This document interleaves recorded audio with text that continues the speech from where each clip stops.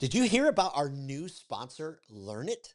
One of the best ways to support your team is by investing in their growth through practical learning experiences. And that's exactly what Learn It delivers.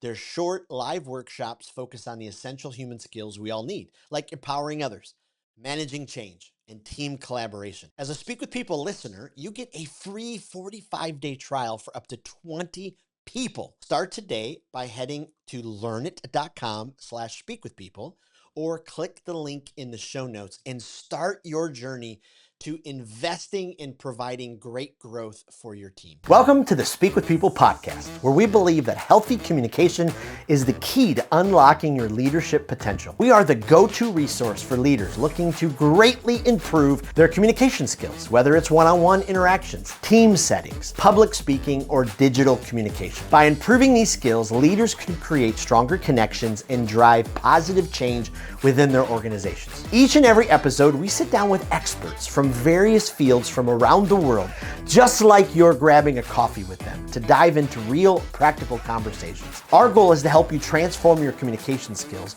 so you can lead more effectively, build stronger relationships, and make a lasting impact. So go grab your favorite drink, settle in, and let's learn together. Well, how do you help your clients unlock their full potential? How do you help them unlock their full financial potential, especially without letting fear, uncertainty, or bad habits hold them back? Well, if you've ever struggled to get your clients to see the big picture, stay engaged, or take action, this episode's for you. I'm Jason Raitz, and today I'm sitting down with Kevin Thompson, a financial leader, a professional who's changing the game in wealth management. I found out about him because he's the founder of I just messed that part Nine up. I I. didn't ask you for the correct pronunciation. The Yeah, Nine Nine I I Capital. Capital Group? Yeah. Yes, Okay. Nine I Capital Group. All right. I'll start that part over. Thank you. No worries. Well, he's the founder of the Nine I Capital Group. I saw him because he was on a top 30 financial advisor influencer list, and he's got a great podcast with a great name, the 9 Innings Podcast. So today, Kevin is going to jump in and talk about how we can, especially if you're a financial advisor, you're in the client service industry, you could build trust, communicate with impact, help clients unlock their full potential. Kevin Thompson, welcome to the Speak with People podcast. Hey, I appreciate the opportunity. Thank you for the invite. And again, I mean, I can't introduce myself any better than that, but hey, thank you for the intro. Absolutely. Well, hey, before we hop into the conversation, let's go into your story a little bit. Let hmm our clients, let our listeners know hmm a little bit more about your story, who you are, what you do, what's kind of got you to this place. Yeah, well, I was born 8 pounds 7. No, I'm just kidding with you. So, no, I'm here today to be honest with you. Uh, I'm here because I don't like the industry. I don't like the financial industry. And the reason Mm, why is because I played Major League Baseball for the Yankees and yes. Oakland A's for a few years, right? Uh, got some good stories about that, but we're not going to go too deep into that today. But yeah, played Major League Baseball for a few years. And when I was picked up by the Pittsburgh Pirates, I started investing with a guy named Alan Stanford, his company, the Stanford Company. And while I was there, I started getting really educated around finance because I wanted to know what was going on. I was making some pretty good money at the time. So I was like, yeah, I want to know what's going on. And lo and behold, probably 6, 8, 12 months later, I'm kind of rehabbing from an injury. And I'm looking on TV on CNBC and I see Alan Stanford coming out of his offices in handcuffs. I was like, oh, Oof. that's peculiar. Oh. So the next thing you know, I call my advisor. I said, hey, and by the way, this is on my podcast. I did a podcast with my former advisor. He's an awesome guy named Matt. But anyways, so I said, hey, Matt, what's going on, man? He says, hey, Kevin, I don't know. And the next thing you know, he calls me back about an hour later. We got to shut the place down. Mm, He was in a Ponzi scheme, yada, yada, yada. Fortunately, my money wasn't invested in the Antiguan CDs. But of course, once you're invested in a company that's been claimed to be a Ponzi scheme, everything shuts down, everything freezes. And that day moving forward, I said, you know what? Never again. oof. I said, you know what? I'm gonna go back to school, get my degree while I'm rehabbing from my injury. Fell in love with the world of finance, started learning about options, trading stocks, things like that, and then got my finance degree at the University of Texas at Arlington. And then tried to come back a little bit, but I was getting a little bit old in the tooth there, so I just decided to go into this financial industry full boat, and I haven't looked back. Wow. Wow.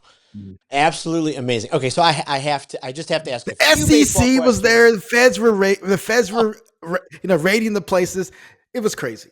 oh man, man. Yeah. So go back just for a second because people who listen to this podcast know we talk baseball every once in a while. But Mhm. I, last Sunday, I'm sitting in Bradenton, Florida, watching spring training baseball with the Pirates, taking on my Mhm. hometown team of the Tigers. So when you were with the Pirates, did you practice play out of that little spring training stadium down in Bradenton? Yeah, I was in Bradenton. My wife didn't like Bradenton too much because she used to. My wife loved Tampa. My wife's a Tampa person. Like we all love Tampa. Yep. It's the city, but Yep. Bradenton is like, what is this? So, but yeah, I was in Bradenton. Oh, I love it. I love it. That's fantastic. What a great, Yeah. what a great opportunity. Okay, so then you're watching the TV and you see this mentor, this person that's like, okay, what were those first thoughts? I mean, you were, were you utter fear? What kind of drove you at that point? I didn't know what to think because I Yeah. wasn't educated enough to know what to think. I was just like, okay, I guess it's an issue. But next thing you know, it's like, well, the state administrator's coming in, all your assets are frozen, you won't have access to any of your money. And we don't know when it's going to be unfrozen. And by the way, my advisor says his stuff, and this was back in 2009, 2008, 2009, his stuff is still in processing. They still haven't closed down this entire case. It's ridiculous. He says, yeah, it says they said indefinitely. So I still have assets that are frozen and they won't give them to me. So Oh they came into the my. offices. They wouldn't let him go back into the offices to get any of his memorabilia, anything like that. It was just confiscated. See you Oh, later. Yeah. so is this you led off the interview? You led off with Mm. saying, "Hey, I don't really like the financial industry." Is this what's laid the foundation? Is that why you started your own to change things? Yeah, I mean, so that's one reason, and of course, being an African American myself, we're historically disenfranchised individuals when it comes to that world. Mm, We don't have the same access to capital. I mean, whether it be, I'm not going to name any names, whether it be any type of these broker dealers or these entities that have done certain things to my community. I've seen it. I've read about it. I've ugh, educated myself on it, and yeah. So I don't. I have an inherent, distrust of the industry, but my job is to learn as much as I can about it so I can educate others about what's going on, just to give them a layman's term, so they don't get it. They don't. The whole industry, in my opinion, is designed to confuse you. mm. The words standard deviation and all this stuff.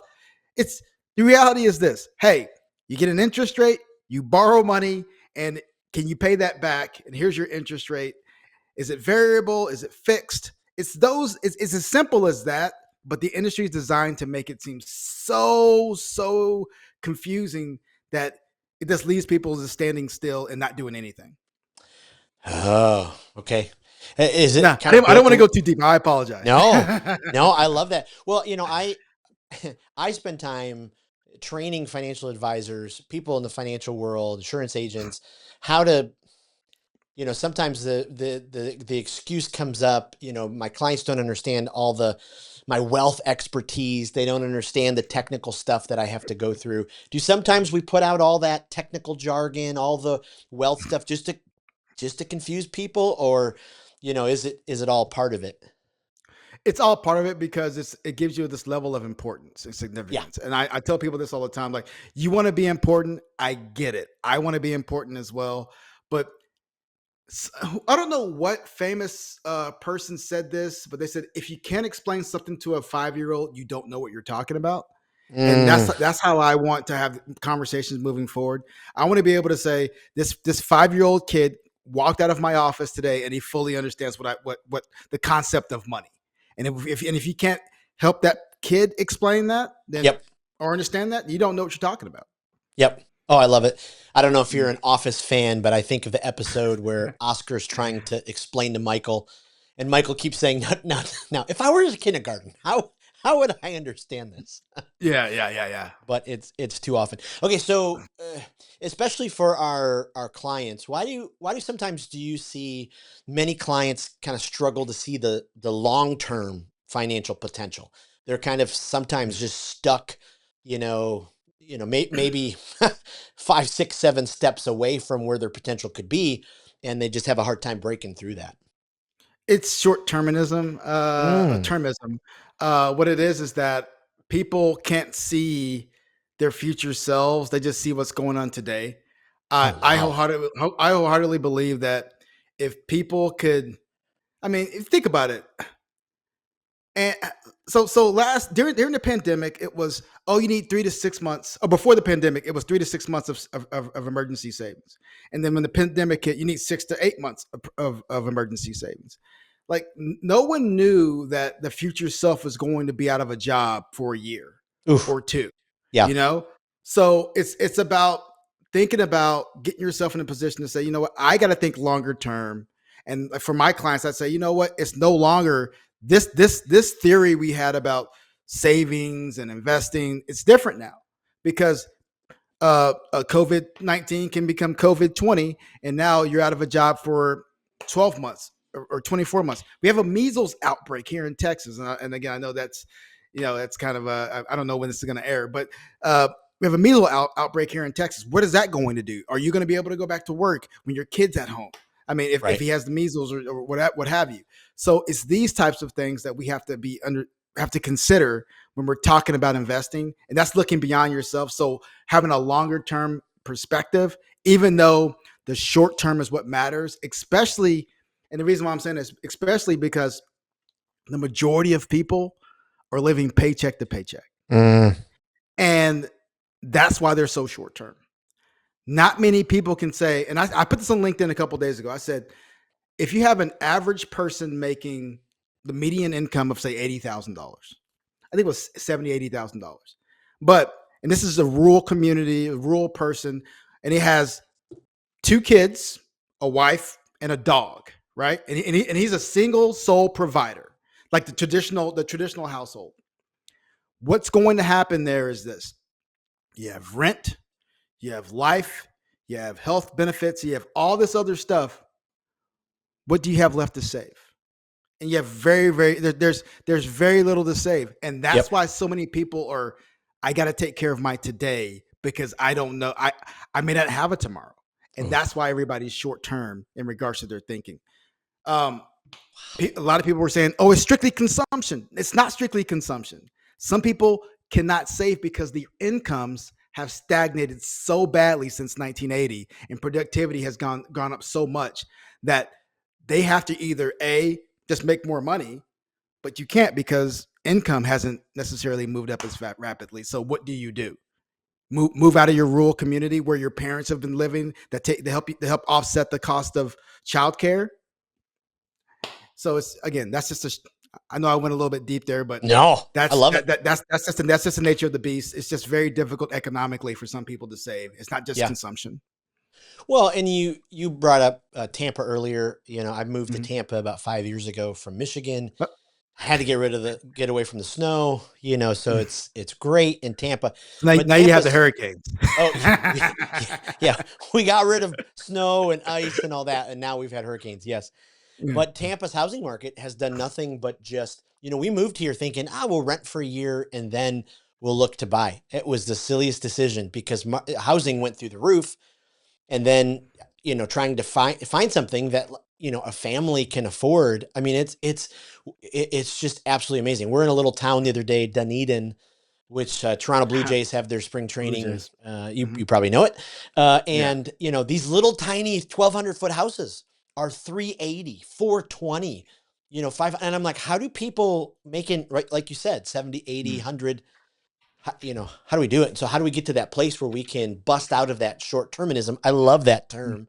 Mm. That is Yeah. absolutely that is absolutely incredible. How do you, Yeah. when you're sitting down with your clients, how do you bring kind of a vision casting mindset, or how do you try to get deep into their story so you can you can kind of help them see the longer term reality? One person, Joy Sloba, and I'm shouting her out. She did it. She helped me out a couple of days, a while ago, because I did this. It was one of my clients, and my client was asking me a question about retirement or something like that. And he was asking me a question about he needs more money. He needs more money. and he had like 2.5 or $3 million. And I was saying, what does this mean to you? What does that next dollar mean? Like literally, like it's all of the data is saying that you're okay, but Right. yet you said you need another 500,000. I said it's not going to be the next 500,000. It's going to be the next 500,000 after that, and after that.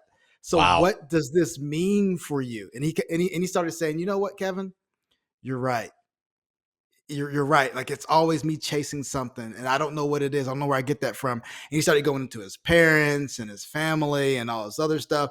So it's deeper than money. It's always deeper than money. And if you allow yourself to go beyond the numbers, you can truly have a deep, powerful relationship with your client.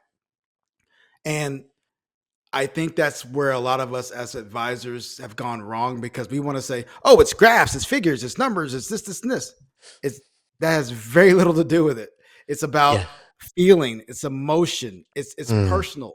And money's deeper than that. Money's just deeper than, hey, well, you're gonna have 100% chance of success. See you later. No, it's deeper than that. It's about why this makes sense and why is it important. And going deeper, just that's what I would suggest everyone do. I mean, the pull that money has on us as human beings. I mean, It's crazy. it is incredible. I mean, It's all by design. It's all by design. absolutely. I mean, it's just incredible. Okay, so in your opinion, like when you were starting out, what are some of the biggest, maybe relationship mistakes you made, or especially as you're trying to build that relationship with a client? Would love for you to dive deep a little bit into your story, and just as you look back and go, oh man, this was a classic mistake, or make sure you don't learn from this, or you learn this lesson. Oh my God, that's a great question, man.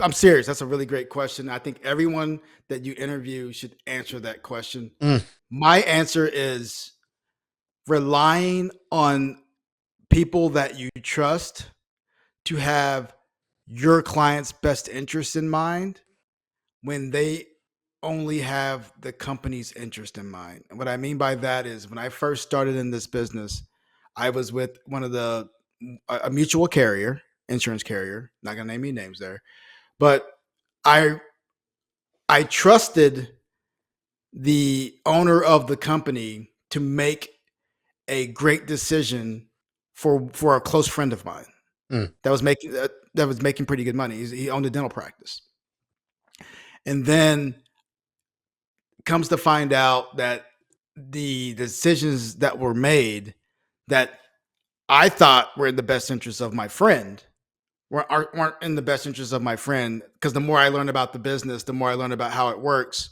It was more in the best interest of the agency that I was working with. And I later apologized to my friend about the decisions that were made, and he understood, because I was new in the game, and I will never let that happen again. mm. And I would, but what I'll say is, it's okay to trust people, but trust and verify. Make sure that you run things through multiple sources to make sure that you're making the proper decision, especially if you're new in the business. I know you're going to have a mentor. That's great. If you trust that mentor through and through, absolutely. But understand that the majority of people that, especially when you go into business, have an incentive to act in a certain way. Know people's incentives, and make sure that to know those incentives, that they're not acting in that way. That's going to be anathema to what your client wants in their financial plan. That's just Wow, that's just my 2 cents. I just don't. I love that. Yeah, that's my biggest issue. I got. Yeah, that was it. I don't want to go any further than that. You can feel it. You can see it in my face. Like I don't Oh, want I to got relive it. it. Oh, Yeah, absolutely. Yeah, yeah. I love that. So, especially as I've done some research on you, I've kind of Hmm. followed along, listened to some of your podcasts, seen some of your posts. I mean, you really harness creativity. And Oh, so, I mean, you're not the standard, I follow some, and, they just kind of take the image from the home office, that's like, 4.9%, it's just a yeah, normal, yeah, yeah, yeah, but yeah. you're really harnessing creative content to engage with people. What are some of the, is it just natural? Are you just naturally that way? Are there some, every week habits that you're like, okay, I got to make sure I do this. I got to make sure I do this. Would love any advice, to people listening going, okay, I got to be more creative. Here are some things I can do. Creativity comes from reading, plain and Ooh. simple. I read a lot. If I'm not reading an actual physical book, I'm listening to a book on my headphones. If I'm not listening to a book, I'm reading the book on my phone. Uh, Reading breeds creativity, and a lot of the things that I do just come from reading. Like if I most of the stuff that I do on LinkedIn, like my latest post, I was sitting there watching Star Trek. I'm a Trekkie, right? I'm a next generation Trekkie. Like Jean-Luc Picard is my captain, right? That's my guy. Love it. But yeah. So I'm sitting there, and a thought comes to my head. Boom. You know what? Yeah, I'm gonna post this right now because this just came to my head. And I posted it, and then boom, it gets people's minds thinking or if I'm reading a book, I like that. I like what he just said there. I'm gonna quote the person. Make sure I note that, of course. Like this is what I just read. What do you guys think? That's powerful. Because we can all talk about, well, tax law and it's tax season, it's 1099 season. So what we're gonna do is put this here, and it's like, come on, man, I ain't got time for that. Like, tell me a story. And by the way, said tell me a story. People learn, just like back in the days when we were cavemen and women. We were sitting around the fire. It's about the story. It's not about you tracking down the buffalo or the woolly mammoth or whatever. They want to know how you did it. They want to know the story around that. Like, Yep. tell me about the weather. Tell me what kind of the arrow you used. How long did it take? It's those things that's more attractive than just facts and figures. It's the same thing Yeah. with clients. Same thing with clients. So when you're talking with a client, maybe you've had them for a while, how do you, I'm under the impression that when we collect pieces of people's stories, so we collect pieces of our client's story over time. Yeah. And then when we remember that story and we recall it to them, something just like takes off in their head. Like, wow, they really care for me. So I love that you brought up story. What are some ways that you remember pieces of your client's story? What are ways that you wrap story in with your client conversations? Because I've listened to you. You're a storyteller. Yeah. Like, I love this. To be honest, I don't want a practice that has 500 clients, and I don't know any of them. So what I do is I really know my clients. I know if there's a medical situation with them. Here's something. Half the time when I interact with my clients, it has nothing to do with business. It has nothing to do with their finances. Yep. It's about, hey man, how did that medical surgery go last week? What's going on there? Really? Oh, hey, you're gonna come see your kids up in our area? Great. Hey, by the way, I know you're gonna play golf next weekend. Hey, let me know how that goes, and then I'll send you some golf balls or whatever. It's stuff like that. Like, it's just the little things that matter the most, because anyone can say, this is how your portfolio did, client A, client B, and we did in line with the S&P 500. Nobody cares about that. Okay, that's great. Yeah, thank you. But tell me why. Tell me the why about it. And that's the reason why I have my YouTube channel, the reason why I have my newsletter, the reason why I have my Substack blog, the reason why I have my book, the reason why I have all these social media channels and angles is because it allows me to give my clients the information that they're going to be receiving from someone else. And if they're going to receive information, they may as well be receiving it from their personal advisor. This is my 2 cents. I love that. Okay, so you just brought up a whole array. I know I was everywhere. I'm sorry. No. You weren't. This is huge, because I'll meet advisors who are, they're trying to do more content. They're trying to do it, and maybe they work for a bigger company that's put a lot of restrictions on what they can say. I remember interviewing once.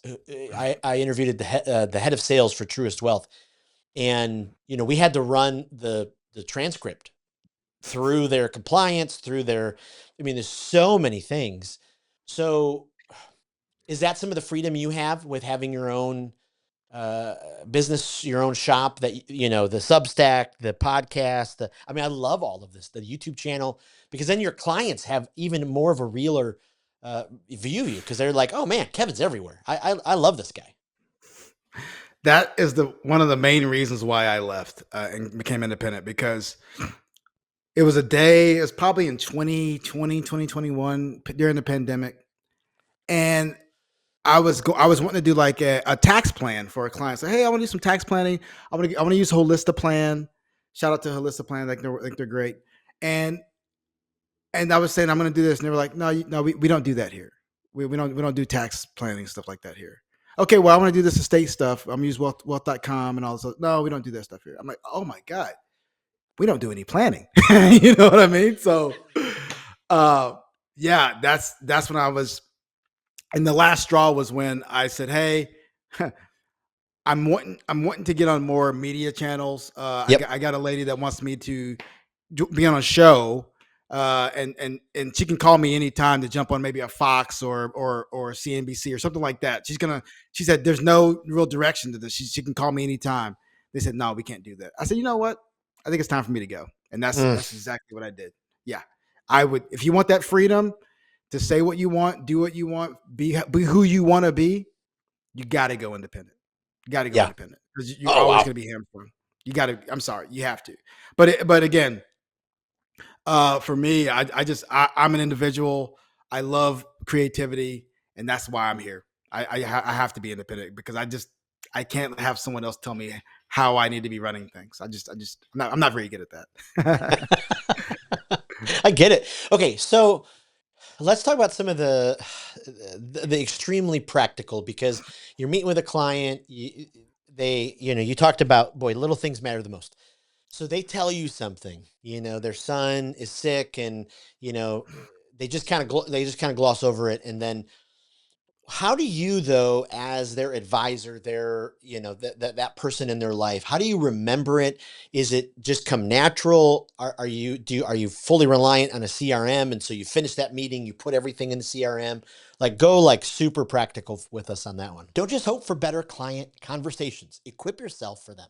The Speak with Your Client series is live from April 14th to May 30th, packed with powerful tools to help you build trust and close more deals without being salesy. Catch expert-led podcasts, weekly blogs, live webinars on Mondays, and grab your free copy of the High Trust Sales Playbook. Make sure you're following Speak with People on all the socials. Join the speakers group on Facebook or the Speak with Your Client LinkedIn group just for the series. Don't miss a moment. Everything's waiting for you at speakwithpeople.com/speakwithyourclient. Your next client is counting on it. Well, right now we have, especially in this world, there's this Zoom has a built-in feature where it just does all the note taking for you. So it allows you to be present. You can't like it's hard to be like, okay, what? Okay, let's go. No, you have to be present, have a conversation, and Zoom does a very good job at taking the meeting notes. Now I know there's Fireflies and all the other stuff that the people have these days. Yeah, have them take the notes, and then after the meeting, I'll put the notes in a nice little email and send it to the client to make sure that they have them. And then, of course, if there's anything that's very, very important, I'll go to my CRM and say, hey, boom, and put in put an alert, so I have access to that, just to remember what's going on with that. But yeah, notes, alerts, and then of course, just be honest, man. Here's what I tell everybody. To be a successful advisor, a single successful advisor, 75 to 100 clients. 75 to 100 clients. And if you can handle 75 to 100 clients, how many meetings is that a year? You can meet with them 2 to 3 times a year, each one of them, and be fine. So it's not as if it's overly strenuous in what we're talking about here.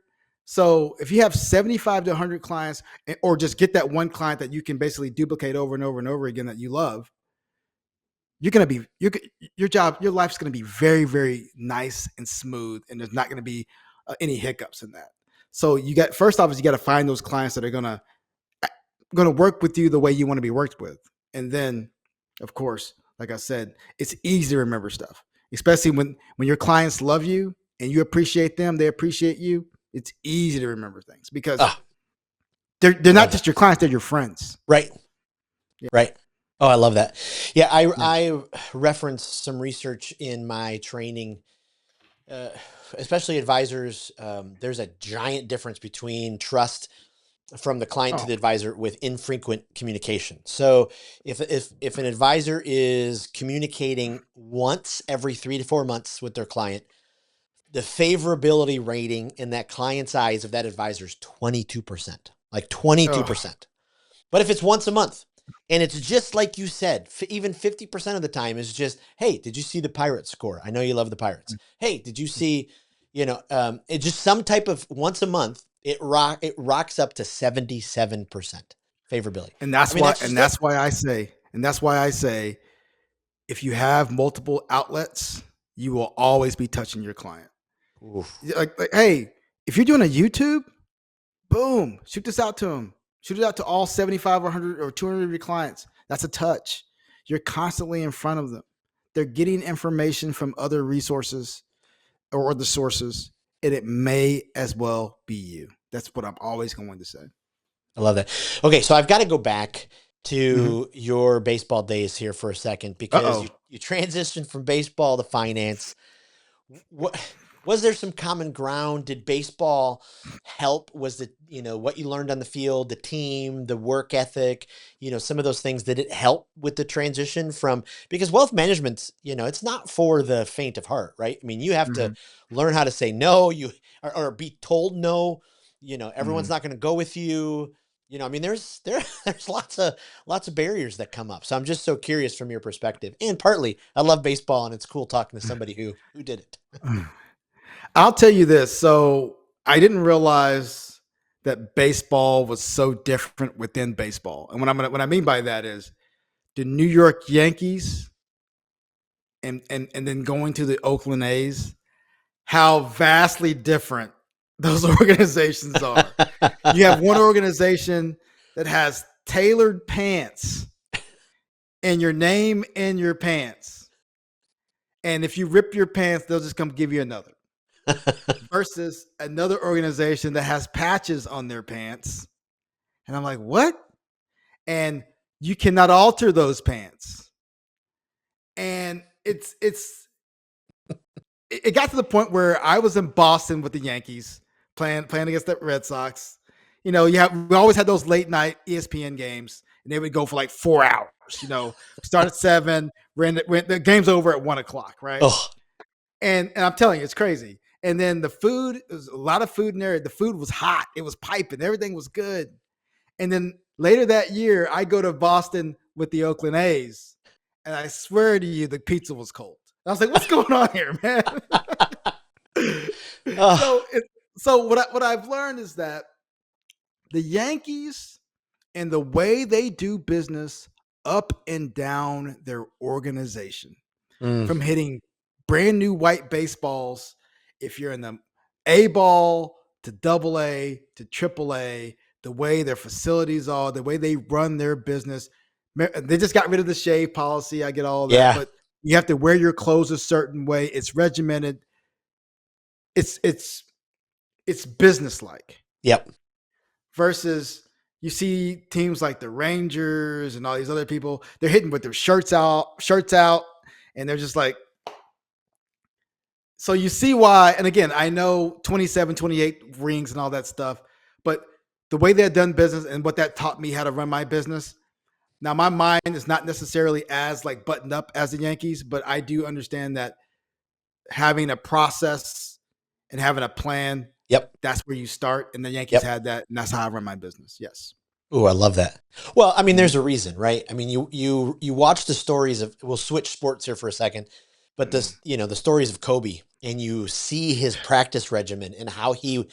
I mean, there's a reason why he played at such a high level all the time. Same way when we approach our business, I say all the time to advisors because sometimes I'm sponsored to come in and speak, and oh Mhm. great, we have somebody speaking about how we communicate, and I can see the eyes roll, and I'm 60. I've been communicating like this my whole life. I'm not going to Yeah. change now.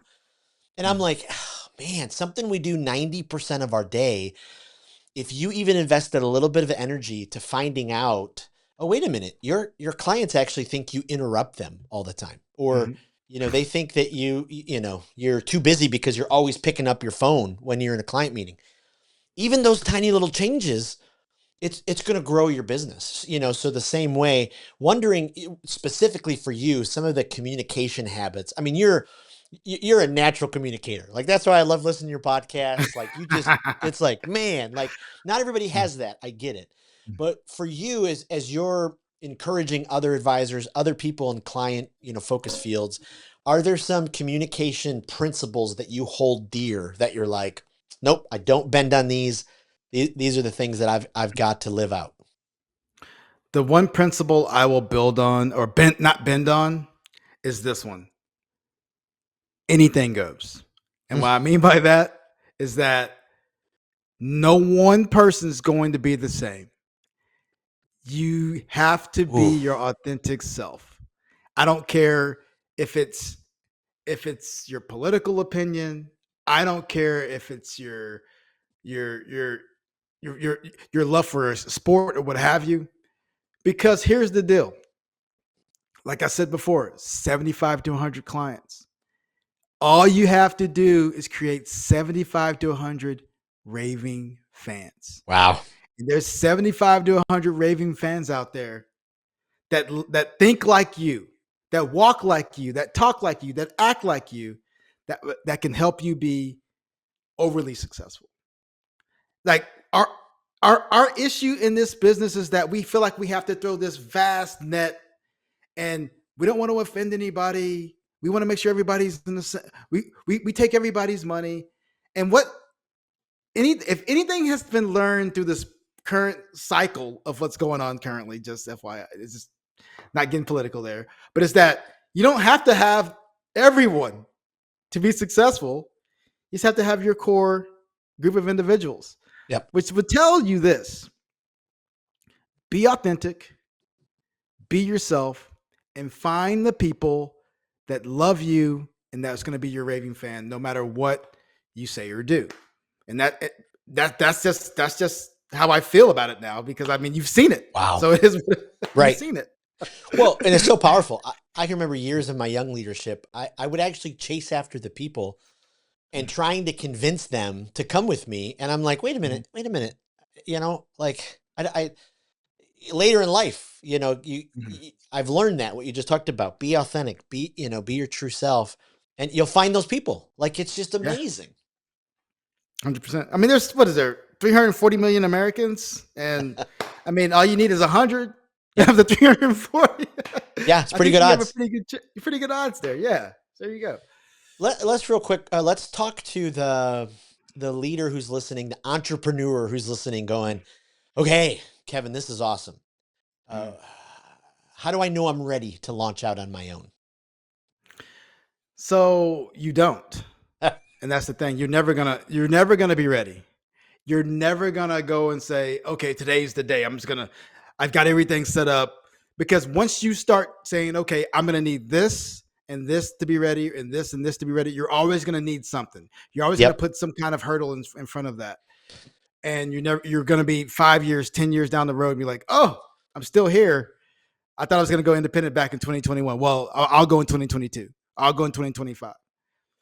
You have to rip that band-aid off, because I get it. It's scary because you don't know what's out there.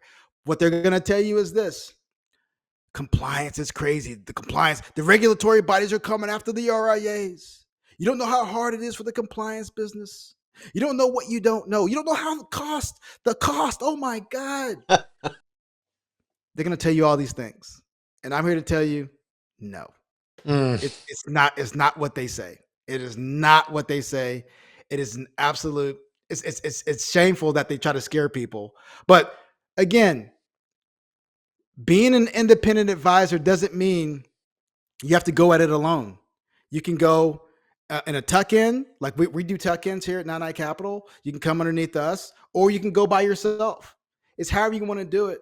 But again, the option is yours. If you want to be yourself, go at it alone. Take your thing. Hey, that's fine. If you want to be yourself and still have that freedom, hey, I'm here for you as well. Shameless Boy, plug. Shameless plug. There you go. no, I love it. That's fantastic, and we love that. Okay, Mm-hmm. so as we kind of wrap up the conversation, we're kind of let's go Mm-hmm. for it. We're rounding third. Uh, Uh-oh.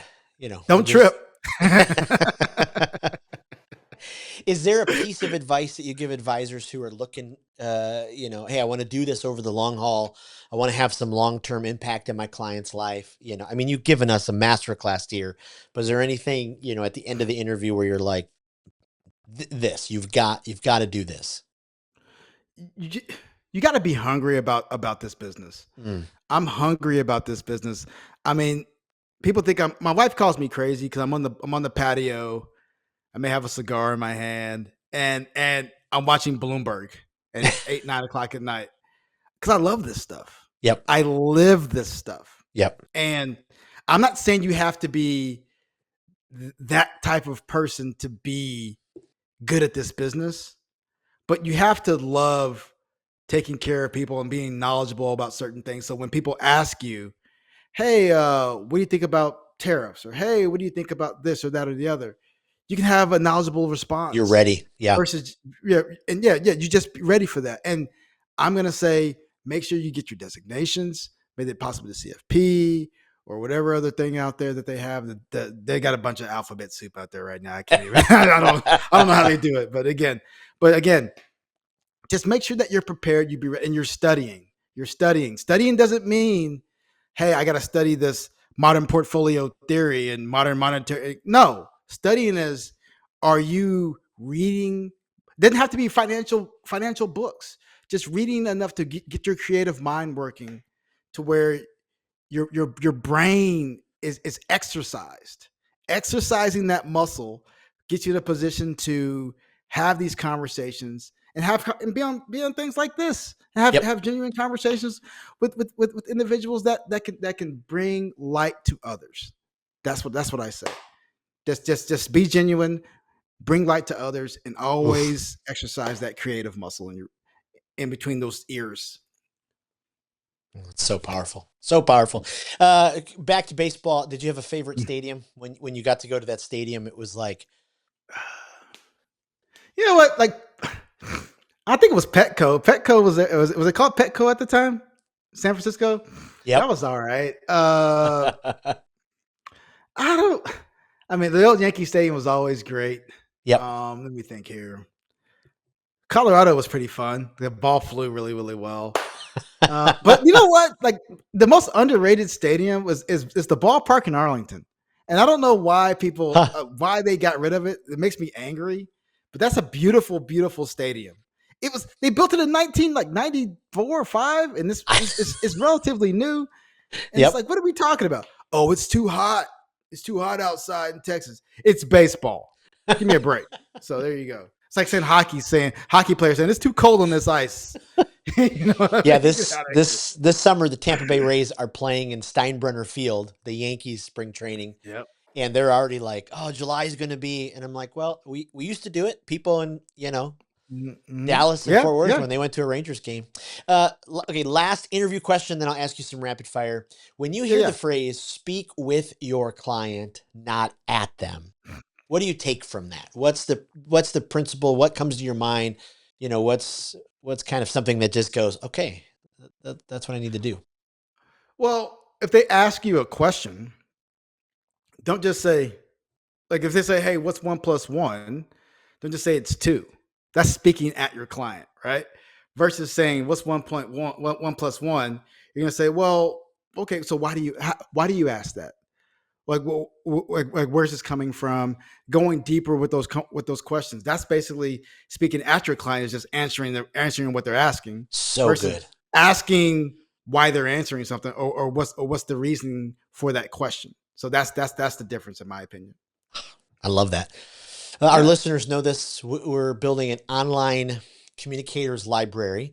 speakingpeople.com/skills library. But every Awesome. guest, we ask the same 3 questions because it's basically a Google spreadsheet, but it's filled with tons of resources where if you Mhm. do exactly what Kevin talked about earlier, and you want to find a new book, you want to find a new. So we ask the guests. We talk a lot Mhm. about speaking on here because Mhm. typically leadership follows the microphone. So you're Yeah. gonna, have some opportunities. So is there a speaker that you're like, oh my goodness, every time I hear this woman, this man, whoever it is, they just fill my cup up. I got to tell other people about them. I, you know what? Not really, because and this is my downfall, because I always want to know what the agenda is, and that's just me. And I'm sorry, but I always got to say, okay, where's the agenda here? What's the incentive? So I I'm get kind it. of skeptical on a lot of that stuff. So I apologize. I don't have a speaker. No, it's great. I love that. I love that. Is there, if you're a podcast listener, is there a podcast, either guilty pleasure or development, that you just keep going back to? That you're like, oh, I can't get enough of it. Every time I listen to it, they just knock it out of the park. Yeah, the 9 innings podcast. I love it. Shameless plug. Nah, I love it. I love it. And then you talked about reading earlier. Is there a Mm. book you're meeting someone, they're about to get stranded on a desert island, they can only take one book? One book every leader should read. Oh, okay. Okay. I'm going to tell you this. Where do we go from here? From Martin Luther King, Coretta Scott King wrote the forward.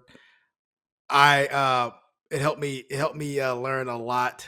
I think it was powerful what Martin Luther King said, his words in that book. So yeah, where do I we go love from it. here? Yeah, phenomenal book.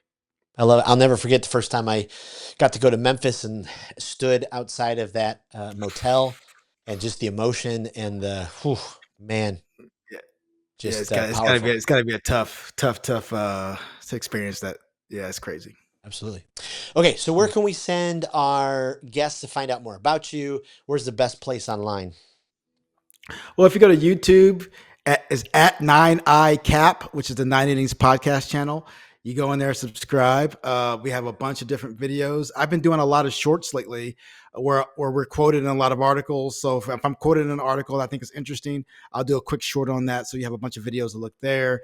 And then of course we have our weekly podcast that come out. I also have a new segment called um, facts over feelings, where people are, trying to, like, I talk about the Doge dividend and all that stuff, which I think is very, very interesting.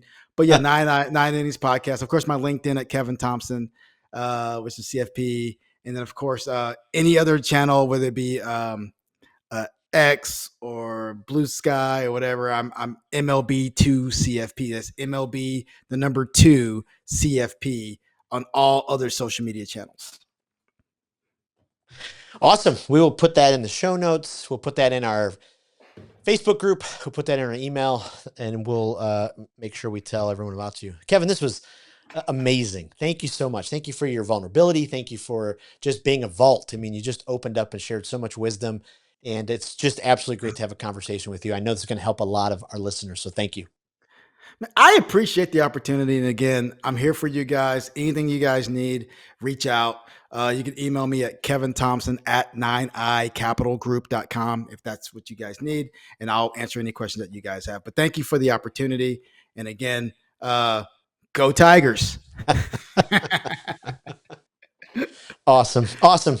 Uh, I'll do a clap for my son Zach, who will edit it. Hey, I didn't ask this, but and if you guys Yeah. say no, I understand. Yeah, that's But fine. I'm trying to do a different level. We try to promote every episode the best Mm-hmm. we can, but we're starting to do little commercials to promote the Mm-hmm. upcoming commercial. So would you Yeah. feel comfortable if I said, "Oh my goodness, just finished an incredible episode with Kevin Thompson"? Uh, I said a few things, and then you said, whatever kind of came to mind. I hope you listen to this podcast. This podcast That's, episode, kind of give us that's fine.